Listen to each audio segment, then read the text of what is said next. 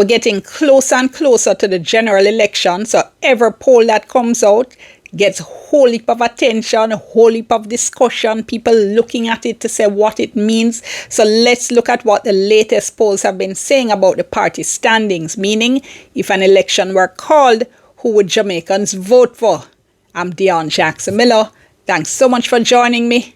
Time for tea.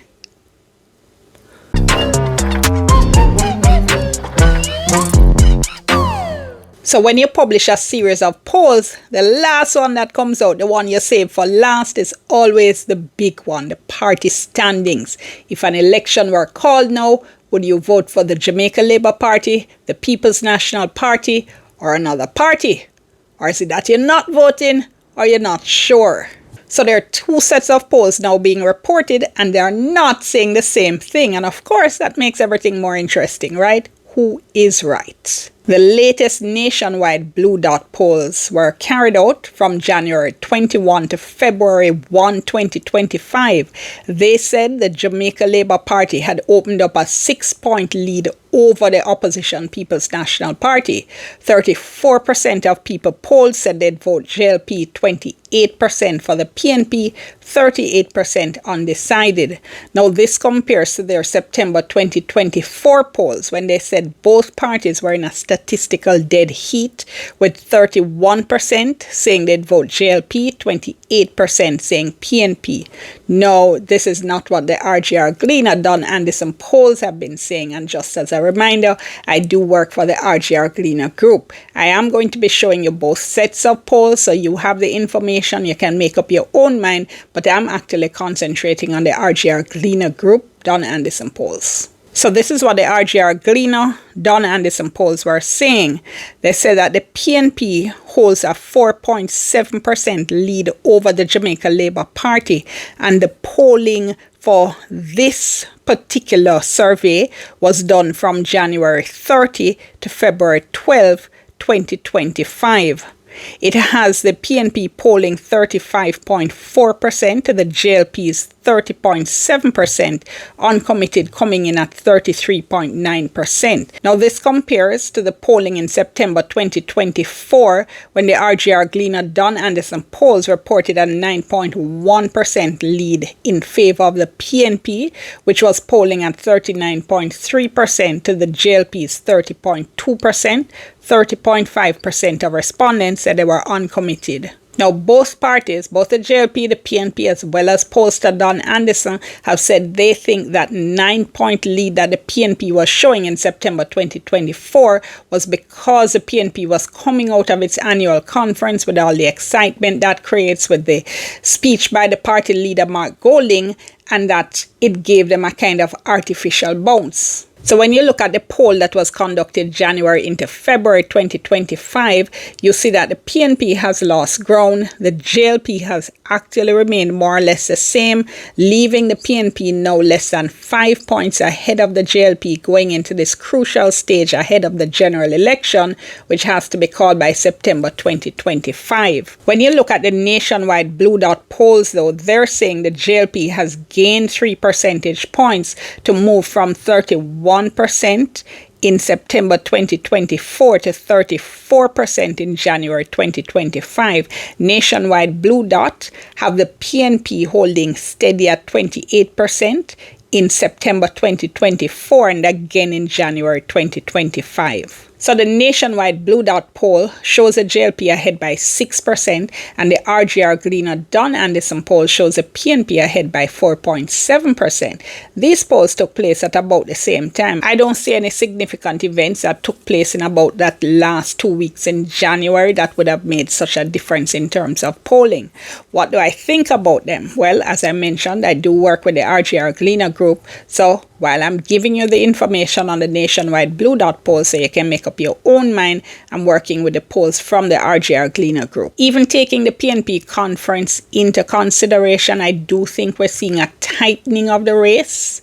I think the government is starting to do some things that might be having some impact on voters. For instance, we're seeing now patching of a lot of the roads, and as I said in my video, on the JLP problems for 2025. I said that the bad roads, the terrible road conditions were going to be a huge problem for the JLP that they needed to deal with. You can see that video as well as this video on the PNP problems. I'll link them below. I'll also link them at the end of this video. I do think the opposition should be concerned. At this point, the government has a purse. All the opposition can put forward are promises.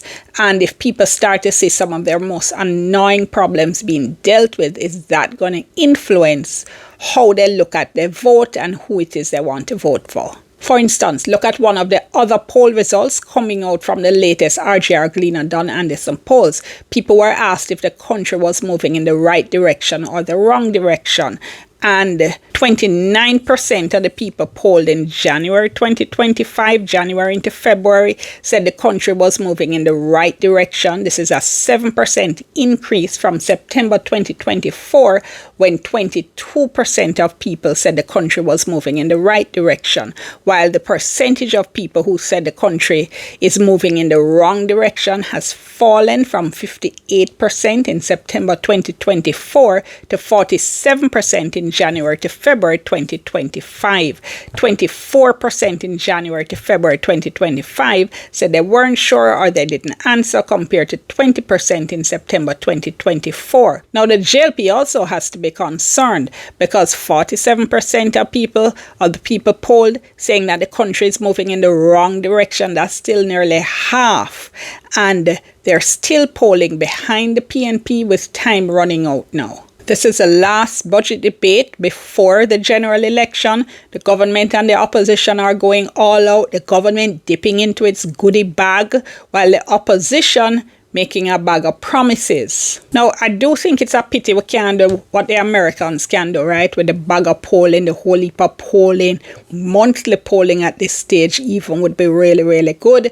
But polling is really expensive, so the companies tend to save their polls for strategic points, so we can probably, I'm guessing, I have no inside knowledge on this, we probably can expect to see, I would say, maybe 2 or 3 more polls, hopefully before the election, with the last one coming probably in the last week before the election is held.